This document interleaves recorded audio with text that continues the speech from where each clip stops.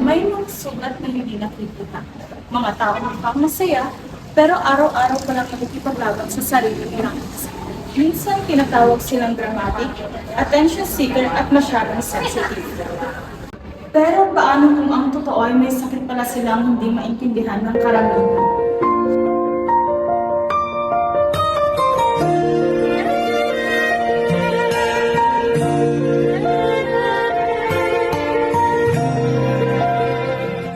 Si Mika, 21 years old, fourth year nursing student.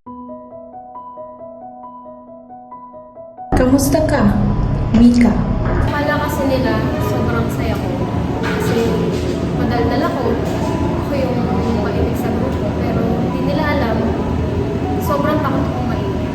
Sa Pilipinas, maraming may pinagdadaanan sa pagkakataon, pero makaunti lamang ang nakakaintindi sa personality disorder.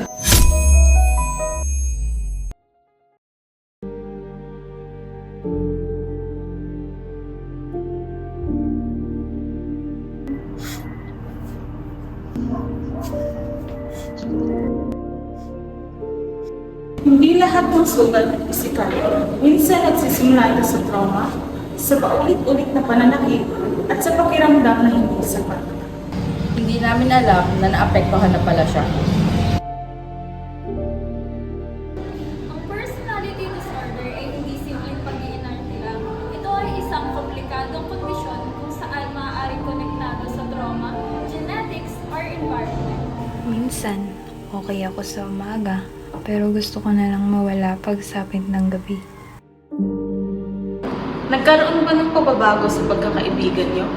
Opo, napansin po namin na medyo lumalayo na siya. Hindi lang po sa ibang tao, pati na rin po sa akin. Napapansin mo ba kung paano siya makitungo sa kanyang pamilya at sa ibang tao? Madalas po siyang mag-isa at minsan nahihirapan po siyang makasama o magtiwala sa ibang tao. Ang Cluster A personality disorder ay grupo ng disorder kung saan ang mga pasyente ay may kakaibang pag-iisip, pagkilos at pakikisalamuha sa ibang tao. Kabilang dito ang paranoid, schizoid at schizotypal personality disorder kung saan ang mga pasyente ay nahihirapan makipag-communicate o makipag-socialize sa ibang tao.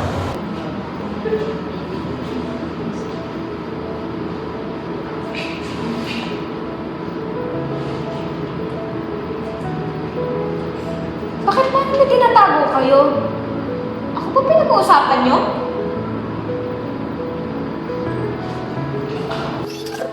Mika, tara! Group study! Hello, tara! Okay na ako dito. Gusto ko bang mag-isa? Sige, muna kami. Okay. Ay, hirap ng Epson sa copying me. Kaya nga, May sagot ka doon? Nakita niyo ba to? Nakita niyo ba yan? Ha? Parang mensahe to sa atin ng universe. nasa ano? Nakamukita. Parang may iba akong nararamdaman. Te, wala. Paano naman siya makitungo sa iyo at sa pamilya niyo? Anong madalas niyang reaction kapag napagsasabihan siya o tinatama siya? Maayos naman po siya minsan makitungo pero madali rin po siyang magalit o magtampo kapag hindi nasusunod yung gusto niya. So kapag napagsasabihan naman po siya, minsan is nagiging defensive siya at ayaw niyang kinokorek siya. Ang Cluster B personality disorder naman ay ang grupo ng personality disorder kung saan may dramatic, emotional at pabigla-biglang pag-uugali. Kabilang dito ang antisocial, borderline, histrionic at narcissistic personality disorder. You're the sense of life! Ano ba? Wala naman yan! Tama na!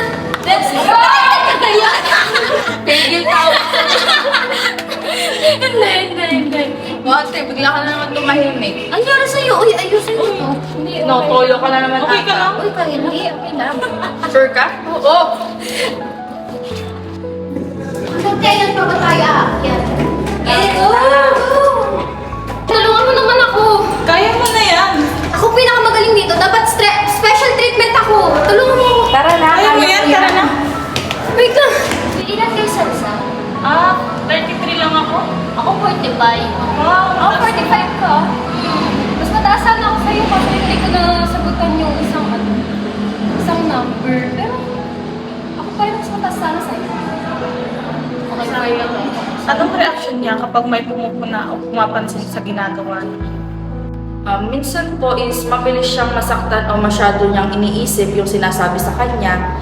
May pagkakataon din na nagiging defensive siya kapag kinokorek o pinagsasabi. Cluster C personality disorder. Kung saan ito ay grupo ng personality disorder na may anxious o takot na nararamdaman ang mga pasyente.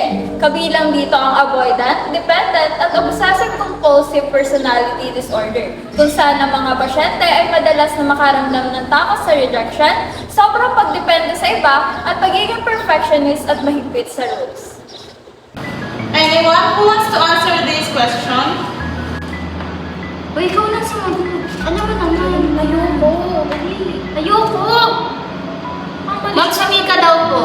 Kung hindi po, Sagot daw po siya. Okay lang yan. Mag-take ka na ng board exam. Hindi ko kaya. Kaya mo yan. Ikaw mag-decision para sa akin. Hindi kaya mo yan. Ngayon na. Ayoko.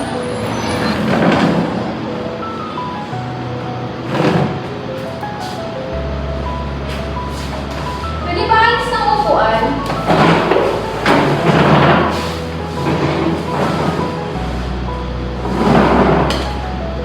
Pwede ba ayos? Hindi kasi pwedeng ganyan.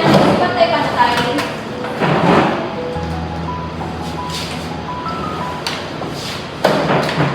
Hindi namin alam kung paano siya tutulungan.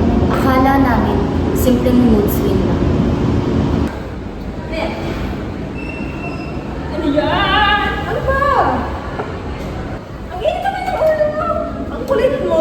Kapag sabay-sabay ng kumigat, sino ang sasagot?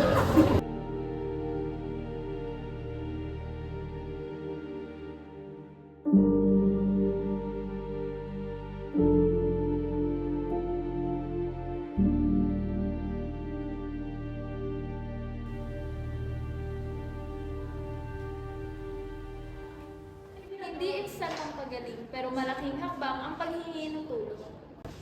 First time ko pong marinig na valid po pala lahat ng nararamdaman.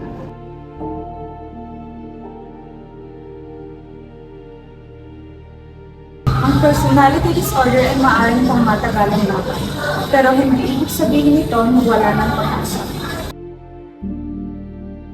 Para sa mga tao may pinagdadaanan, sana piliin yung manatili.